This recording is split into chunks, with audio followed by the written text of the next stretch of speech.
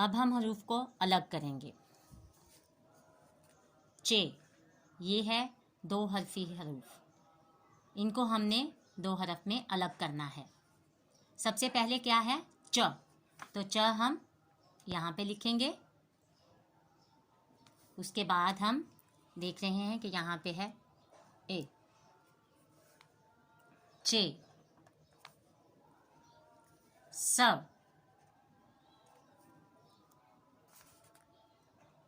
से,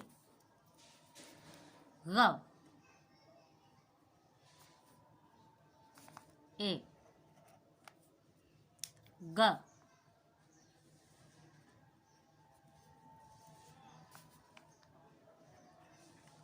ए, म,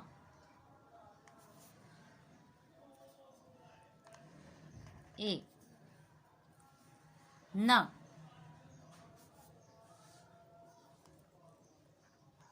ए,